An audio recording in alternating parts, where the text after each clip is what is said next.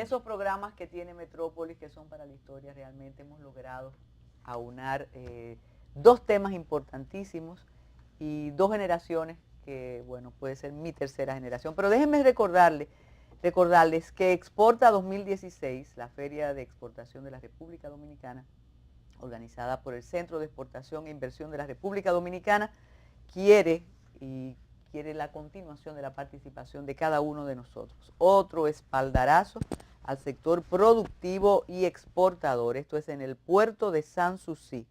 Organiza el CIRD. Un abrazo a Jean Alain Rodríguez, director ejecutivo y comprometido con el éxito de Exporta 2016. Vamos a hablar de redes sociales y la identidad y la preservación de la personalidad de quienes delinquen. Es un tema que apasiona y para exponer lo que ha hecho el Observatorio Judicial Dominicano, una dependencia de la Fundación Global Democracia y Desarrollo, FUNGLODE, tenemos a Harold Modesto, director y penalista, investigador, que hacen un trabajo extraordinario en esa área, en ese observatorio, para hablar de algo, de uno de los 2.262 temas que maneja a la perfección José Luis Mendoza. Hemos tenido que decidir cuál de los temas. Nos ayudó el señor Smerling, pero hoy vamos a hablar de algo que concitó el entusiasmo de la población, no solo de aquí, señores y señoras, sino de una parte importante del planeta, que tiene que ver con el baloncesto y con uno que ya dicen que es de los grandes del básquet, que es LeBron James. De modo que ustedes no se pueden mover de ahí, porque la oferta de Metrópolis hoy es de oro. Como de oro son las medallas que se conceden, ¿verdad? La más importante. ¿Y qué se hace con esas medallas, José Luis Mendoza? Adquieren valor inmediatamente, se anuncia el ganador, el valor sentimental y el económico se dispara. Quien la gana está ganando realmente una medalla de otro metal bañada, un baño ligero en oro, pero el baño siempre ¿Y quién la importante. guarda? Eso es interesante porque el atleta la adquiere en propiedad. En algunos países, se utiliza mucho en el sistema soviético, era propiedad del Estado. Hay un caso más curioso todavía, hay unas medallas nunca recogidas. Hubo un polémico juego de baloncesto entre Estados Unidos y la Unión Soviética en los años 60, por allá.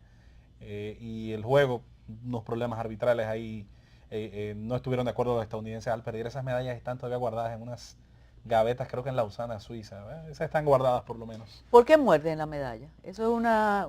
Eso se ha puesto de moda en el sentido de que estás probando el oro. ¿Qué sabe? A veces no se pueden probar algunas cosas. No. Don Harold Modesto, qué bueno tenerlo por aquí. ¿Qué novedad trae el Observatorio Judicial Dominicano con la identidad, las redes y la exposición de unos sujetos sociales que a veces creemos que no tienen ningún derecho, pero los tienen? Que algunos se pasan, pero los tienen. Bienvenido. Claro que sí. Gracias, doctor Inver. Gracias, José Luis, también por acompañarnos el día de hoy. En nombre del Observatorio Judicial Dominicano, que ya hemos entendido que esta es nuestra casa, gracias por esta invitación y como siempre tratando de contribuir a elevar la calidad del debate sociojurídico nacional a través de nuestros estudios. A nosotros nos ha llamado mucho la atención el tema de la colocación de la identidad de las personas o la exposición de los imputados ante los medios de comunicación, pero ahora una nueva modalidad que es en las redes sociales. Llama muchísimo la atención porque se supone que las redes sociales, cuando no se trata de un canal institucional o una red social de una institución determinada, son parte de la vida privada de la persona, pero con trascendencia pública. Entonces uno ha visto el comportamiento de algunos actores importantes del sistema, agentes de la policía, bueno, digámosle oficiales superiores de la policía, oficiales generales, que han estado compartiendo la información de esos éxitos que tienen al realizar sus operativos, al contrarrestar el ilícito de modo flagrante, etcétera, etcétera. Entonces de pronto nos llama una revisión del andamiaje constitucional que protege la dignidad de la persona, porque es el fundamento de la Constitución, del Estado Social Democrático del Derecho y de la función esencial del Estado. Entonces esta revisión nos remite al Código Procesal Penal y en el artículo 95, en el ordinal 8, nos dice, bueno, el imputado tiene derecho a que no se le presente o no se exponga a los medios de comunicación o se exponga al peligro de modo que dañe su dignidad, ¿verdad?, su honra, y como le dije anteriormente, que le pueda generar algún peligro. Pero el detallito de ese punto, que uno pudiera decir, bueno, en un Estado social y democrático de derecho, donde una persona se beneficia del principio de presunción de inocencia, es como intuitivo que cualquier oficial del Estado se diga, bueno, yo no debo presentar a esta persona hasta tanto estatuya sobre la culpabilidad de esta persona, quien debe hacer lo que es un tribunal. Modesto, ¿podríamos hacer un símil o recordar aquella demanda durante décadas de la presentación de los prevenidos o de los apresados que se presentaban ante los medios de comunicación y decía la autoridad acabamos de apresar a X, Y y Z, que son los autores supuestos del asalto en casa habitada con nocturnidad? Los grupos sociales fueron muy activos para que eso no se hiciera. De alguna manera se hace, a veces de lado o no de lado, pero el símil sería el siguiente. Yo como autoridad sorprendo a la persona que cometió el robo con violencia en una institución bancaria. Y en mi tuit digo, acabo de sorprender a Harold Modesto y creo que en las últimas horas tendremos las declaraciones. Por ahí va la investigación y por ahí va el deseo de evitar esa exposición.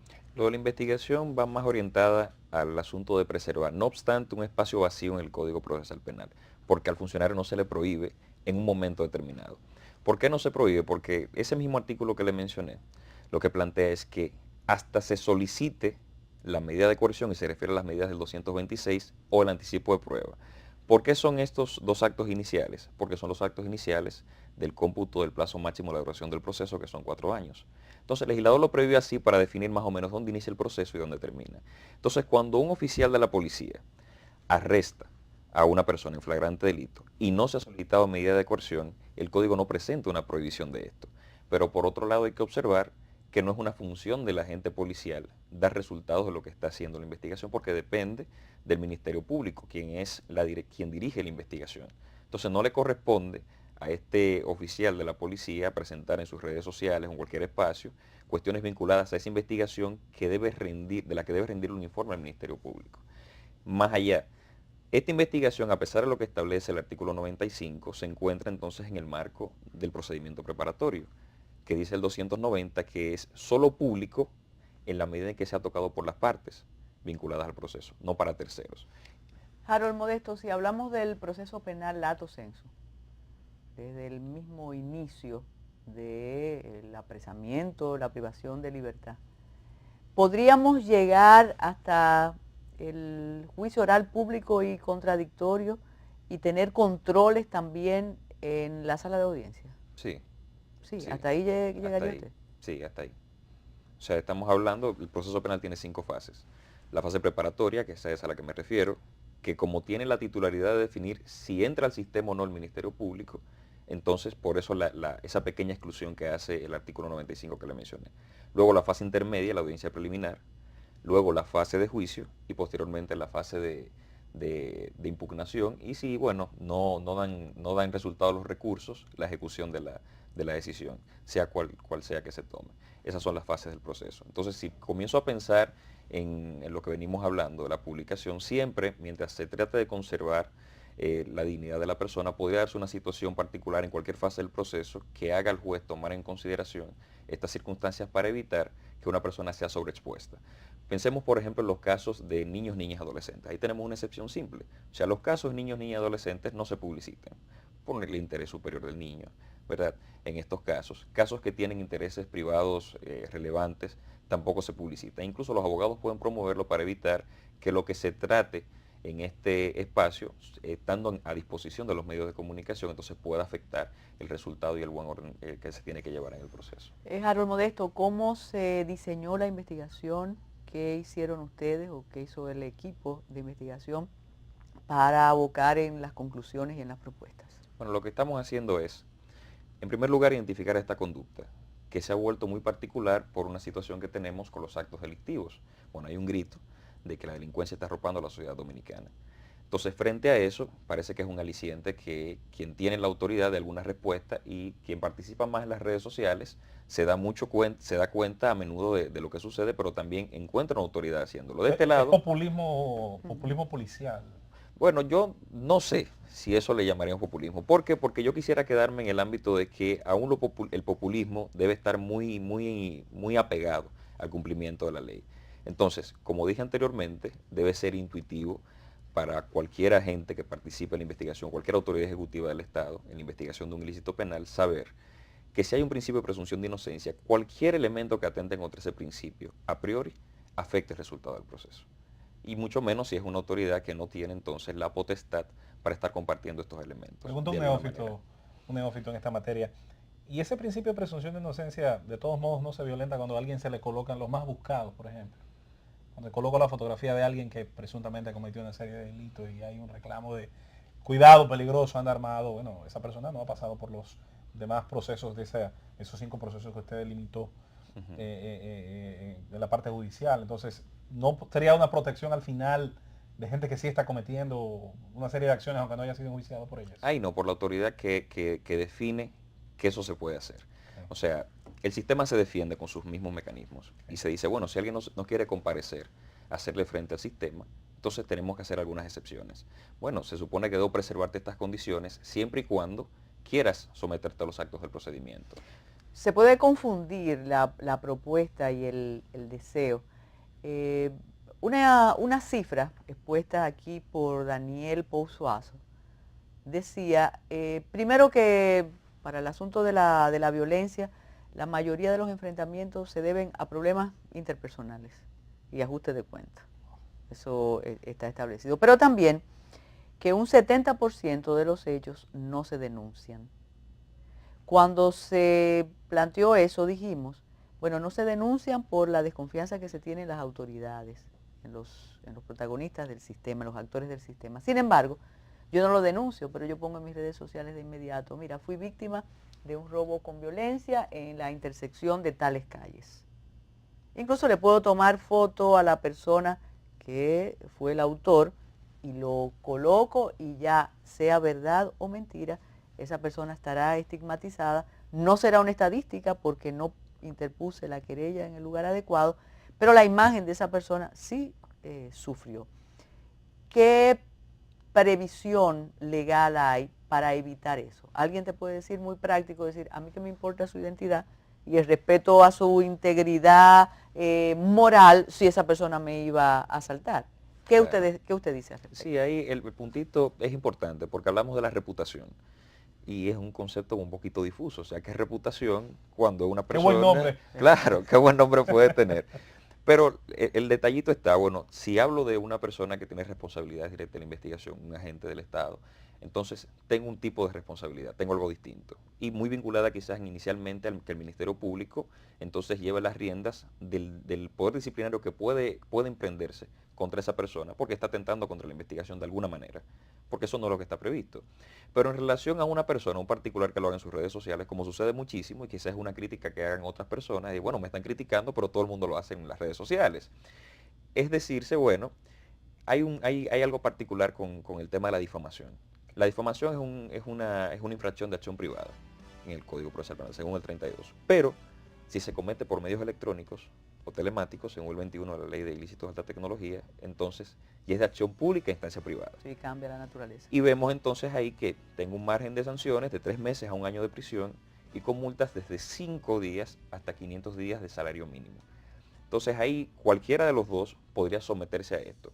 ¿Por qué? Bueno, eso va a depender de que aquella persona que indica que le ha afectado su reputación o se le ha puesto en riesgo pueda defender esto, sostenerlo y además de esto entonces comprobar que sí, realmente se le ha afectado su reputación.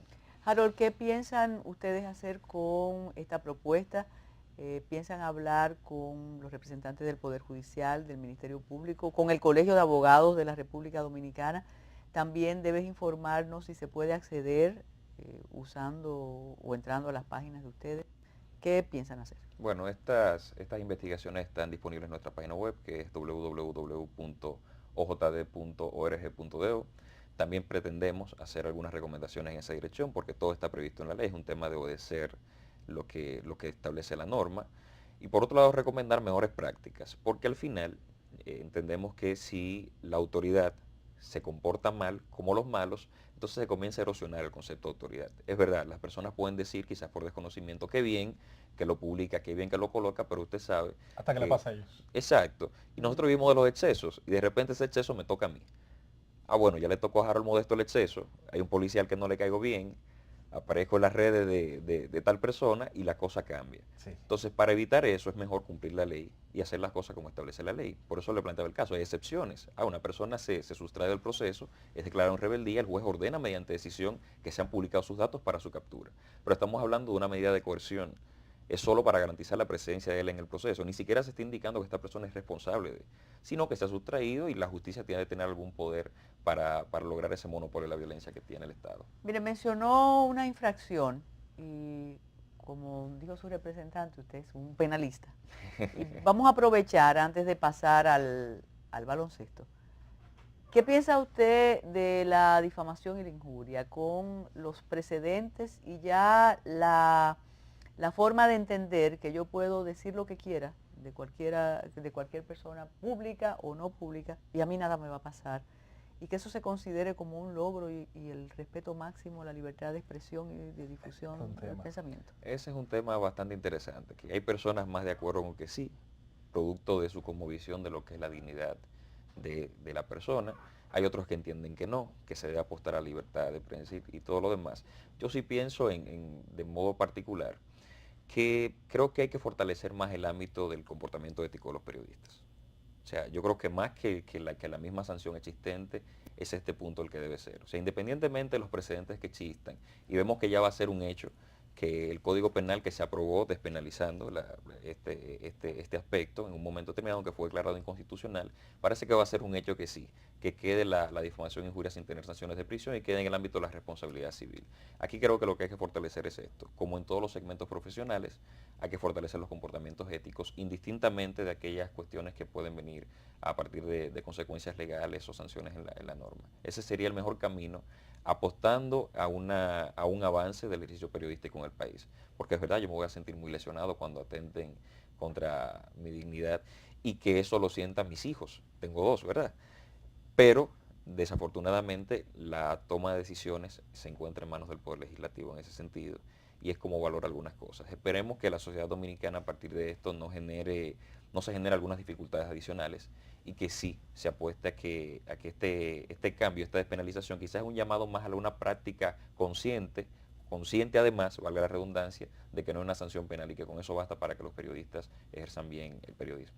Harold Modesto, muchísimas gracias por la presentación de esta investigación reciente del Observatorio Judicial Dominicano. Hacemos una pausa y regresamos.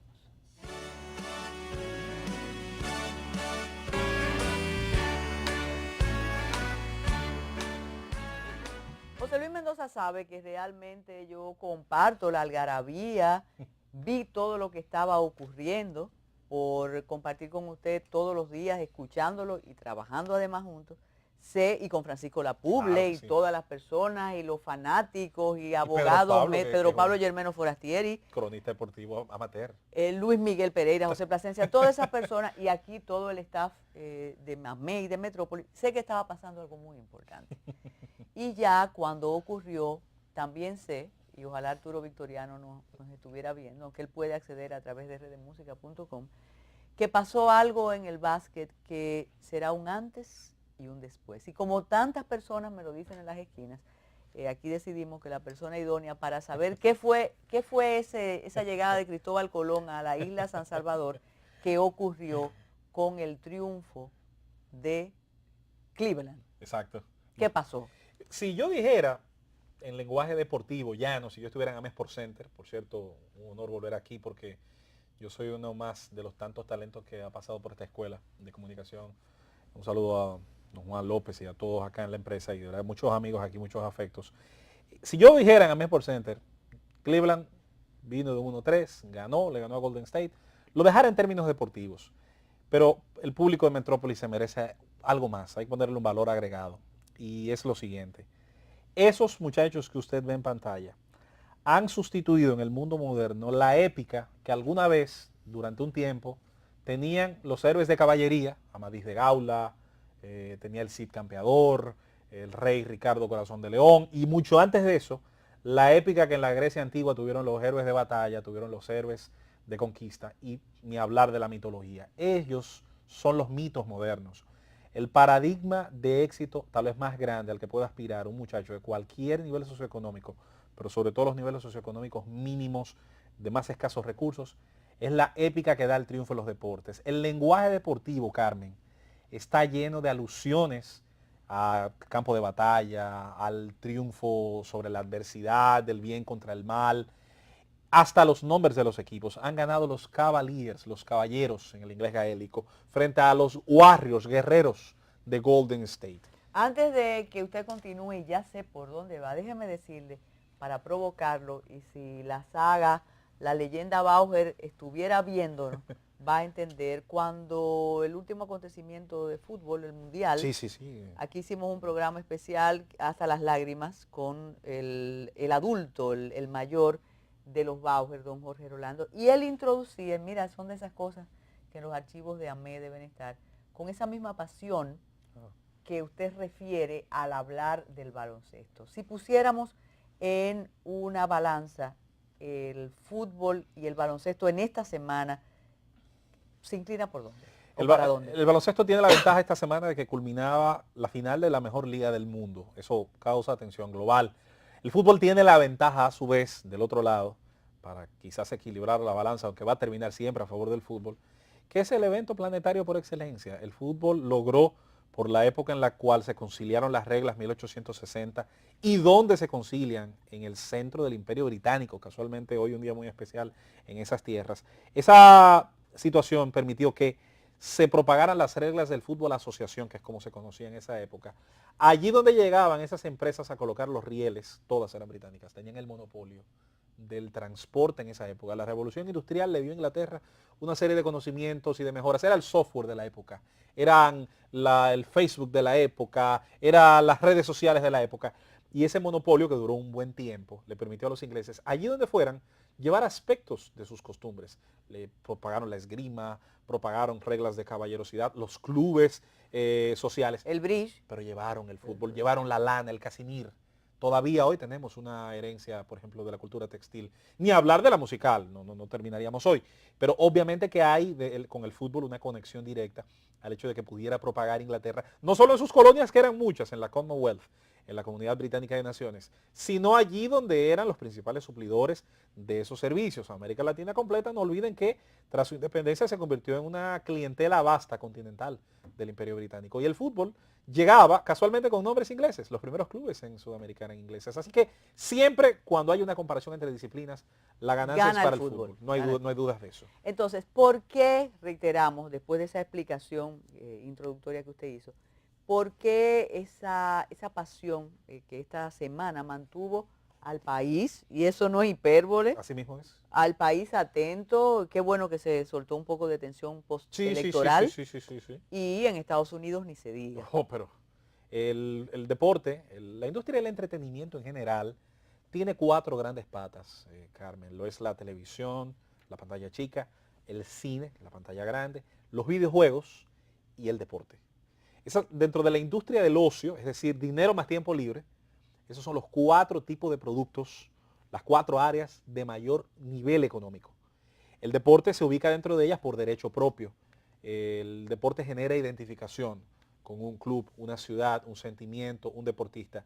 En el caso del baloncesto, de los deportes inventados en Estados Unidos, y esto es muy bueno explicarlo bien, de los deportes que tienen una naturaleza norteamericana, o canadiense o estadounidense, porque esto lo inventó un canadiense, el señor John Naismith, es el deporte que más se globalizó. Es decir, el campeón de baloncesto de la NBA tiene más dimensión global que el campeón de la Serie Mundial, que solamente tiene quizás impacto en 6 o 7 países fuera de Estados Unidos, incluyendo el nuestro. Creemos que el béisbol es muy global, eso no es cierto. En Sudamérica el béisbol gusta en la costa norte sudamericana, Venezuela, Colombia, y ahora se está haciendo un trabajo para expandir eso a Brasil y a otros países. El deporte que más gusta fuera de los Estados Unidos, tal vez en Asia, no es el béisbol. Gusta en Japón, donde es deporte nacional, y en alguna parte de China y en las islas. Pero si usted va a Tailandia, si usted va a Birmania, si usted va a Indonesia, que tiene una población enorme, No hable de Pero béisbol. no se vaya más lejos, José Luis, en las Antillas, en las islas, No. no es el deporte por excelencia, No lo es es. el fútbol. Incluso el béisbol ha perdido en algunos casos algún terreno. Y miren que lo digo tal vez contra mis intereses de trabajo dentro del deporte.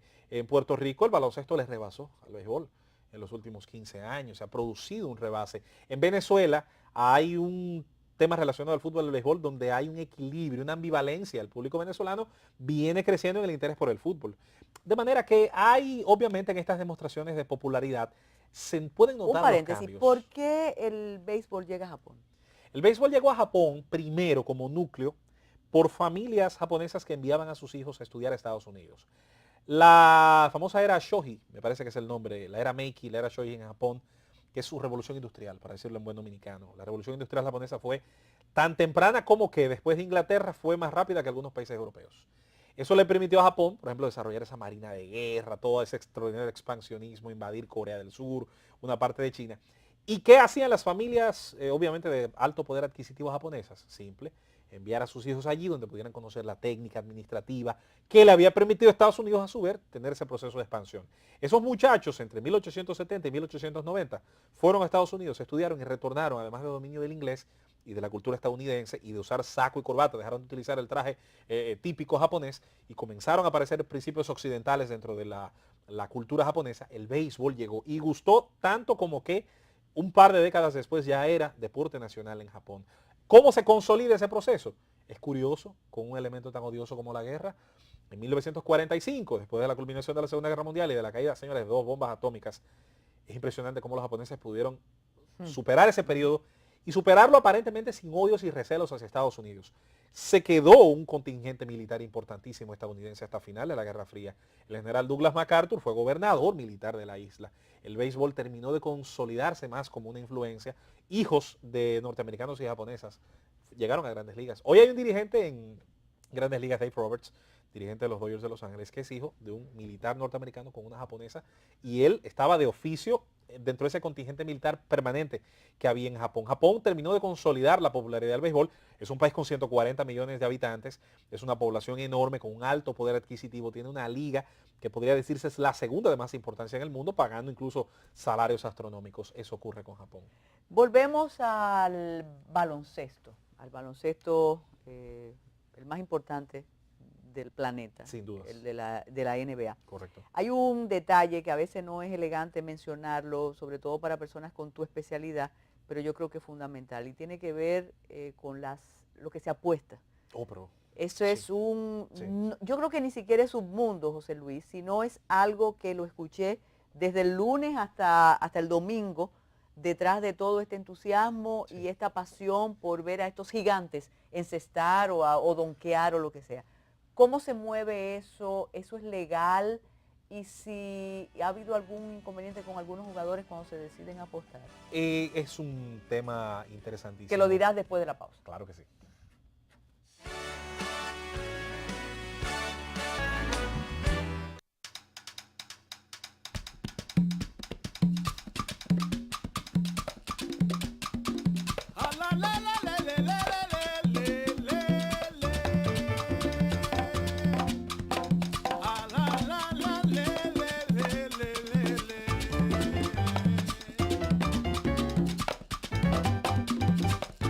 Estas sí no las son orgánicas.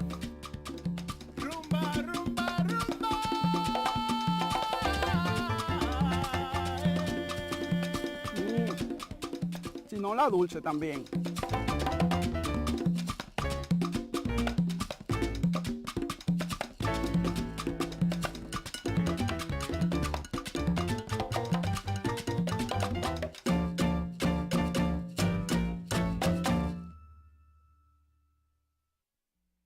Sí, y son buenas y sabrosas las chinolas. Hay una parte hermosa, una parte que entusiasma, los más jóvenes, los chicos, tú sabes todo eso. Pero reitero, como decíamos antes de la pausa, que hay algo que mueve millones, José Luis Mendoza. Sí. Y ese moverse millones, yo creo que también es legal. ¿Cómo tú nos explicas esto? Bueno, desde una visión liberal de la sociedad, extremadamente liberal en materia ética, moral, nuestra cultura heredada, toda esa carga religiosa judeo-cristiana, el mundo de las apuestas ha ido conquistando espacios. tanto como que es una industria que genera miles de millones de dólares, no solo para las ganancias de quienes son sus propietarios e inversionistas, sino que se ha convertido, señores, en uno de los puntos de apoyo para políticas fiscales, así como lo escuchan. Es más, el fenómeno de las apuestas, y vamos a delimitarlo a Estados Unidos para hablar en un contexto específico, es legal en pocos lugares geográficos, Atlantic City, Las Vegas, en algunos lugares de la Florida, específicamente las reservas indígenas, los aborígenes son muy inteligentes, como están fuera del pago de los impuestos, dicen vamos a darle donde más le duele, como el tema de las apuestas y los casinos está altamente regulado, pues entonces adquieren unas sendas ganancias. Mira, tema bueno en esta época de posibilidad de pacto fiscal, ¿eh? No, pero muchísimo. Está muchísimo. cerca del fuego. Tú. Sí, ese es un tema que va a arder. Entonces, las apuestas deportivas han tenido una revolución en tanto llega la generación.com, la 1.0 que eran las páginas simplemente y la 2.0 ahora con aplicaciones móviles, aplicaciones web, las redes sociales. Ha acercado al jugador, no importa ya que no tiene que tomar un avión a Las Vegas si está en Estados Unidos, lo puede hacer desde su hogar con una página que está registrada allí donde es legal y esos contratos que existen en las páginas, esa implicación contractual, hace que sea una herramienta muy confiable. Desde República Dominicana se puede hacer con páginas tanto criollas como con páginas extranjeras y generalmente la gente lo hace con muchísimo éxito, eso amén de las bancas como se conocen. ¿Qué ocurre con las apuestas, Carmen? Las apuestas, usted podrá discutir si son éticas o no. Hay un peligro de confundir ludopatía con apuestas. Es lo mismo que confundir alcoholismo con el trago social o con el trago acostumbrado de los viernes.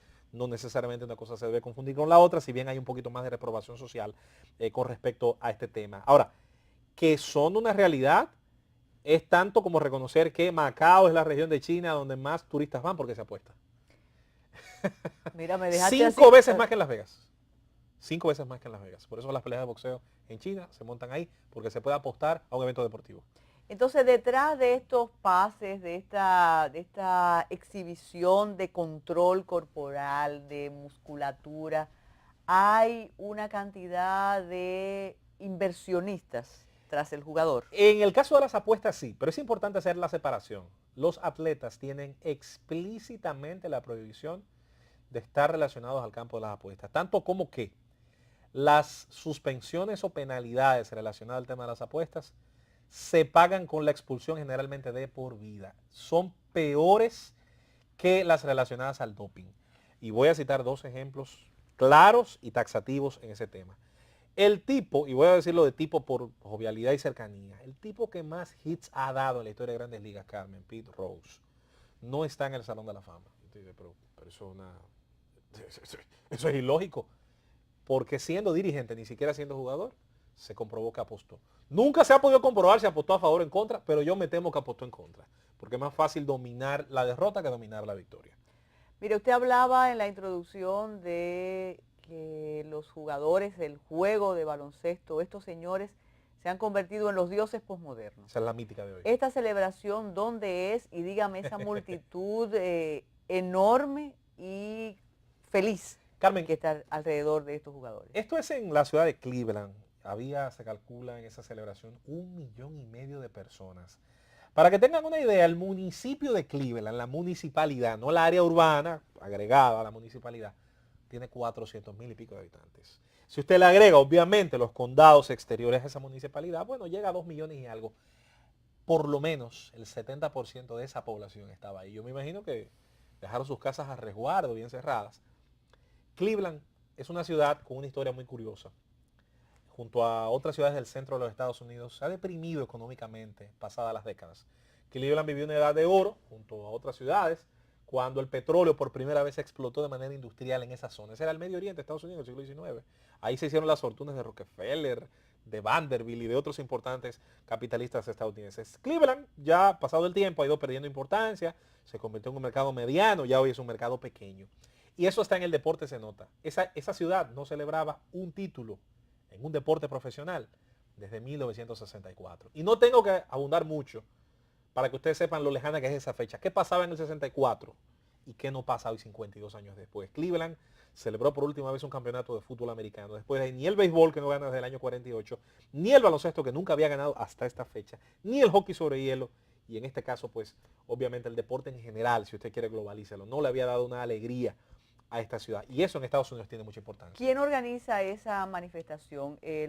¿La administración estatal, federal o ellos mismos? La administración de la ciudad, en común acuerdo con la franquicia, porque para paralizar el tránsito de esta manera, interrumpir las calles y las vías, obviamente en un país de Estados Unidos donde se cumplen ciertas órdenes, tiene que haber una disposición desde el gobierno de la ciudad para también ahuyentar a los ciudadanos que muchas veces no están enterados. Hay gente que no se entera, que usted no lo crea, sí, y no vaya en su carrito ahora a pasar por esa vía. No. Obviamente hay una organización conjunta por parte de la ciudad, por parte del conjunto. La misma NBA graba todo esto. Esto se convierte en un material importantísimo para la marca, porque no olviden que estos son marcas, que la marca ciudad, la marca deportiva y la marca de la liga toman este tipo de cosas para hacer documentales, imágenes de promoción y demás. Vamos a hablar de los personajes. LeBron James, ¿quién es? ¿Qué ha hecho? Y usted no ha mencionado cuánto le pagan a esos señores tampoco.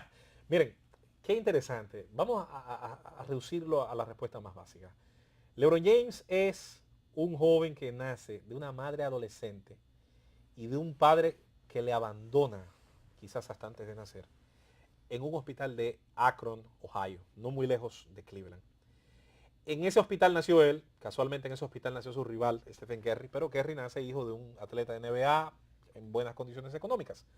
James es el muchacho que va a la escuela, pero que ve en el deporte su salto hacia la trascendencia. Jugaba fútbol americano, jugaba béisbol, jugaba baloncesto. Y la naturaleza a veces premia a estos muchachos, Carmen, con unas dimensiones físicas extraordinarias. Mire, 6'8" de estatura, pesa entre 250 y 260 libras, tiene un físico trabajado. Siempre suelo mencionar cuando... ¿Quién lo auscultó? ¿Quién fue el sistema educativo norteamericano, que tiene en cada escuela una cancha, una pista de atletismo, y dentro de la pista de atletismo, para ahorrar espacio, un campo donde se juega fútbol americano, fútbol soccer, se juega lacrosse, ahí se hace todo. La escuela en Estados Unidos hizo del deporte un aliado, no como casos lamentables como el de nuestro país, donde al muchacho se le pone a elegir entre el lápiz o el bate. Como el bate tiene un atractivo económico, persigue el bate. Como no todos firman y ya él dejó el lápiz, ese individuo reinsertarse se quedó en la es esquina. muy difícil. Y eso hay que, como nación, hay que pensarlo mucho. Por cierto que, bien o mal, eso es discutible, el deporte fue incluido como derecho fundamental en la Constitución del 2010, con lo que yo estuve originalmente de acuerdo y pienso que fue un avance. Pero, ¿quién ausculta? Esa es una buena pregunta. En Estados Unidos hay profesores también pagos como que los empleados públicos más pagados en algunos estados de Estados Unidos, ¿saben quién es? El entrenador de fútbol americano de la universidad más grande pública de ese estado. Ese es el empleado público más pagado por encima de cualquier funcionario que a usted se le ocurra. Juez, lo que sea. ¿Cuánto gana promedio un jugador de esto? En el caso ya de la NBA, obviamente ya del profesionalismo, los promedios en la NBA andan por cerca de 4 o 3 millones de dólares porque son 12 jugadores, es menos que el béisbol, es un roster más pequeño, son 12 inscritos y 3 en reserva. Y en el caso de una estrella del baloncesto de la NBA, su salario suele estar por encima de los 20, 21 millones de dólares, en algunos casos hasta 30. El caso de James es curioso porque él podría ganar mucho más dinero, pero él viene hace mucho tiempo sacrificando salario. ¿Para qué?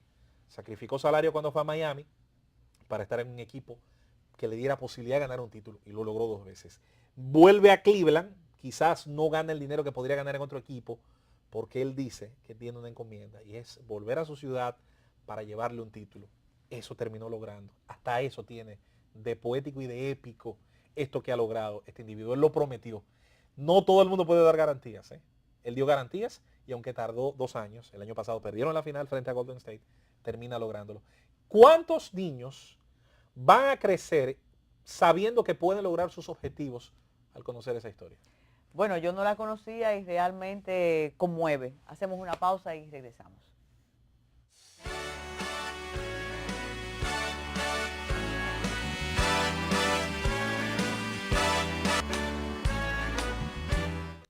Historias hay detrás de ese triunfo y de esas estrellas que de verdad se convierten en íconos. Mira, y a propósito de historias y de triunfos, esta semana también se corona José Luis Mendoza, y qué bueno que la casualidad te traiga aquí con la firma, yo no sé si decir la paz o la firma del acuerdo que anuncia la paz en Colombia. Es algo también tan conmovedor como la historia de LeBron James. Y yo no sé, yo pienso que la calidad de las personas que se reunieron en La Habana tiene que garantizar por lo menos un mínimo de credibilidad en lo escrito y no sé si posibilidad de ejecución. El presidente de la República estuvo ahí en su condición de presidente del CELAC y me llama la atención en una época difícil como esta aquí, que hasta sus mayores adversarios han reconocido la importancia que tiene su presencia. Incluso he escuchado a algunos por primera vez llamarlo el presidente de todos. Sí. Vamos a lo que conoces como la historia de este conflicto y qué representa para Colombia y para la región esto que se ha logrado después de 60 y tantos años. Yo creo que esos son 60. Bueno, 68, desde 1948. Señores, mi papá nació en 1947. O sea, yo sé la edad que mi papá tiene y lo que ha vivido. Imagínense usted, hay gente que ha nacido, se ha criado y ha muerto en la guerrilla. En la guerrilla. Gente que no conoció nunca una ciudad. Que no sabe lo que es una esquina de una calle con otra. Eso no es posible. Hay una historia detrás de esto, yo diría que extraordinaria, pero no quiero que vayan a pensar que le llamo extraordinario en el sentido amarillista de la palabra. Detrás de esta firma, que por cierto más simbólico no pudo ser la pluma con la que se firmó. Se firmó con un lapicero que era una bala reciclada, una bala de un rifle AK-47, se sustituye obviamente la parte del centro de la bala por un lapicero.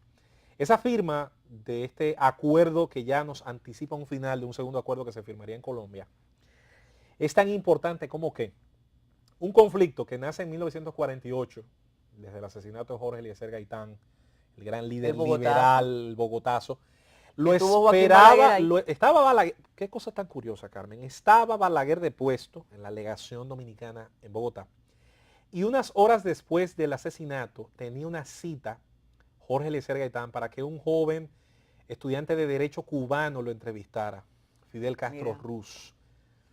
Yo que no creo en nada esotérico y que soy un racionalista. Pero tú hoy viniste a conmoverme. Sí, me parece que esa ha sido mi función hoy. Sí. Pero se le pone la piel a uno de gallina. Y la muerte de Gaitán desencadena una serie de acontecimientos, las dictaduras militares, Rojas Pinilla y otros individuos que no sé si valdría la pena mencionar, terminaron generando una serie de diferencias dentro de la sociedad muy rural, porque hay que decirlo, la Colombia de hoy no se parece en nada a la Colombia de los años 40. Colombia perdió una Copa del Mundo, iba a ser sede de la Copa del Mundo del 86. Y entre las cosas por las que perdió la sede, no solo fue la guerrilla, no solo fue el problema del narco, era porque Colombia no tenía ni siquiera un sistema de carreteras nacional en los años 80. Colombia viene a desarrollar redes importantes de infraestructura hace tan poco tiempo como después del gobierno de Gaviria, de Pastrana y de otros gobernantes importantes.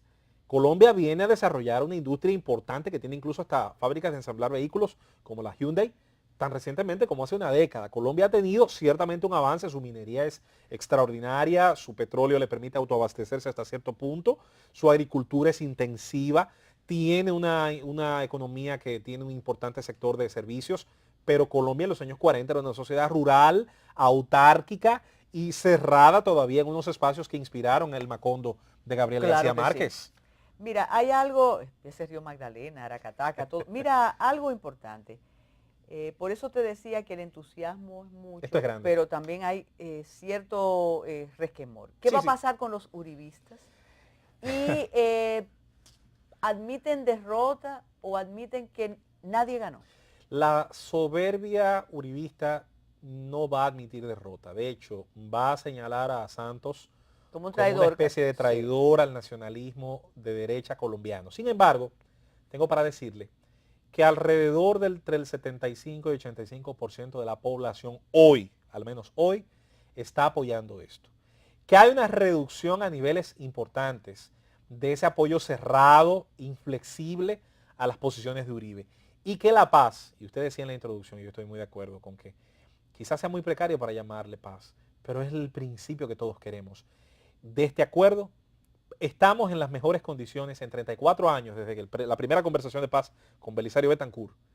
9 acuerdos. Este es el 9º, este es el primero que llega a esta etapa. Los 8 anteriores se abortaron por algo, secuestraron al senador Turbay, hubo un rompimiento de la tregua, el ejército terminó violentando los acuerdos.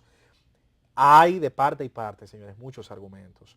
La guerrilla siempre ha dicho, nosotros podemos negociar una paz, pero no podemos entregarnos a convertirnos ahora en objeto del odio profesado por las autodefensas, los paramilitares. El M-19 tiene una experiencia importante y todo el que me conoce sabe, antes de decir esto, que mis inclinaciones ideológicas jamás se van ni a acercar a lo que defiende la guerrilla. Sin embargo, no puedo pecar de reconocer que la guerrilla significó para miles de personas la defensa de una serie de principios, de una sociedad rural, campesina, agrícola, que se vio violentamente desplazada y que las autodefensas aprovecharon sobre todo el financiamiento del narcotráfico, que más adelante la misma guerrilla también aprovechó, para hacer de este conflicto una sangría de vidas colombianas.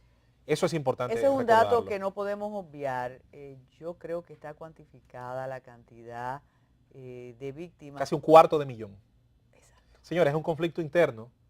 Un conflicto interno. No son dos países con dos ejércitos regulares enfrentándose. Es un conflicto dentro de una misma nación que lleva a más de 250.000 personas a la tumba y millones sumados con las generaciones a del escaso desplazarse. desarrollo. ¿Cómo podía existir ese desarrollo si tenían eso ahí adentro? No, por Dios. Pero esta vez, ¿por qué es el triunfo? Porque ya la guerrilla dijo, no podemos más.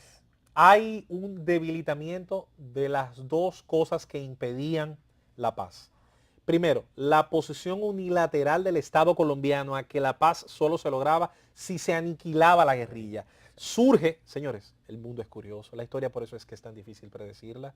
Es el ministro de Defensa de Uribe, el que está gobernando hoy, era el núcleo de lo más radical del pensamiento político de derecha de Colombia. Y ese oro se lo gana él. Bueno, es un Nosotros candidato que al empezamos Nobel a de la hablar Paz junto a Timochenko. Creo que así como ocurrió en los acuerdos de París, y yo sé que mucha gente no quedó muy contenta con que Kissinger ganara un Nobel, y quizás ha sido el más indigno ganador del Nobel. Tenía que ser él. Pero tenía que ser él, porque los acuerdos de París fueron entre él y la representación vietnamita, donde Ho Chi Minh a su vez recibía el premio, aunque Ho Chi Minh lo rechazó, vale decir. No lo aceptó. Pero recuerda que Kissinger, y estamos hablando de los representativos de los más tradicionales. Un halcón imperial. Hubo gente que no le gustó cuando de Klerk y Mandela, pero yo creo que de Klerk tenía algún mérito. De Klerk desmontó gran parte del apartheid. Había gente medio haciendo benditas porque entendía que solo debía ganarlo Mandela. Yo creo que de Klerk tenía más mérito. Pero que sepan que no va a ser la primera vez que veremos. Pienso, lo estoy diciendo desde ahora, cuando el Congreso de Noruega, porque no son los suecos que votan por el Nobel, esto se le concede a los noruegos, cuando ellos voten van a tener presente que ambas partes han cedido. ¿Cuál es la segunda parte? Fuera del interés del Estado colombiano en pensar que solo aniquilando a la guerrilla podía llegar la paz. Señores, el debilitamiento de la guerrilla. La guerrilla, si bien pudo desarrollar una importante estrategia de guerra de guerrillas en entornos selváticos y de bosques, no pudo con el cambio de la tecnología desarrollar guerra antiaérea y mucho menos guerra aérea. La guerra aérea cuesta mucho, desarrollar pilotos y comprar equipos. Además de que los equipos de hoy están obsoletos mañana.